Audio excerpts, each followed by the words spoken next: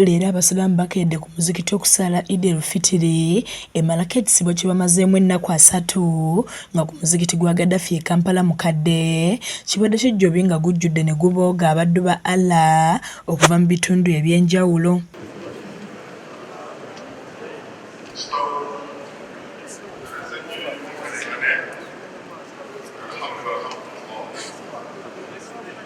Eno okusala kukulembeddwa Mufti wa Uganda Sheikh Shaban Ramadhan Mubajje nga mubaka bwa Eid abasiraamu abakalaatidde okwettanira enteekateeka za gavumenti naddala eya Parish Development Model basobole okutambula ebyenfuna byabwe. Regarding the PDM Poverty Parish Development Model, after being explained by His Excellency the President that this money is not a loan, it is a donation to the beneficiaries of PDM at the parish, then going for PDM is halal.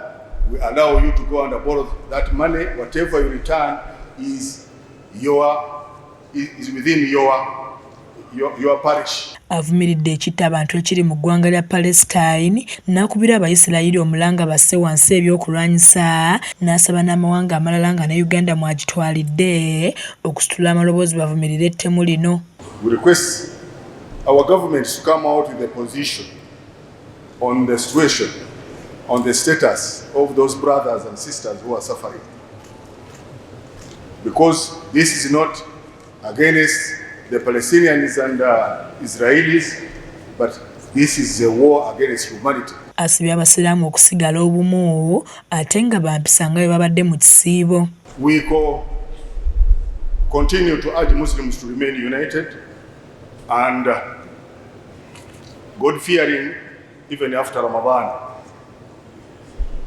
Let's continue behaving as we have been behaving during the month of Ramadan. Y'omumyuka we Sheikh Ali Waiswa abakalaatidde okussa ekitiibwa mu bakulembeze baabwe era beegendereza abo abagezaako okubayawulamu. Bw'olabanga abantu nga beetuuze ku nsonga embi omanya nti abantu abo balina ekigendererwa eky'okuggyawo eddiini ya Allah n'okugityoboola era abantu abo tebasaanye kugobererwa. Abantu abo tebasaanye kugobererwa kubanga eddiini ya Allah erina sisitimu zaayo era abakiriza tuli ku bulombolombo bwaffe bwe tukaanyaako. Ate yeesaba abawandiisi wa Uganda Muslim Supreme Council Haji Abbas mu Lubya Ssekyanzi atendereza gavumenti ya kuno ne President Museveni olw'okuwagira enteekateeka z'obusiraamu zonna naddala ey'okuddaabiriza omuzikiti omukulu mu ggwanga. Twogeddeko n'omubaka wa Paalamenti akiikirira abantu abaliko obulimu Honorable Mpindi Bumaali ng'onakkaatiriza ensonga y'okukuuma empisa z'obusiraamu wadde ng'ekisiibo kiwedde. Tugenda okulya Eid yaffe naye era tugiriire mu mbeera eyalagirwa obusiraamu tuleme kwetaba mu bintu ebyo ebyaziyizibwa kubanga ekisiibo kiwedde osange ng'abantu bagenze okusanyuka mu nsanyuko eyo etakkirizibwa mu njigiriza yaffe ey'obuyisiraamu. N'olwekyo mbakubiriza bannayuganda bonna gye muli tusanyuke mu nsanyuko ey'obusiraamu ate tusigale nga tutambulira ku nnono z'obusiraamu newankubadde omwezi ogwa Ramadan guwedde.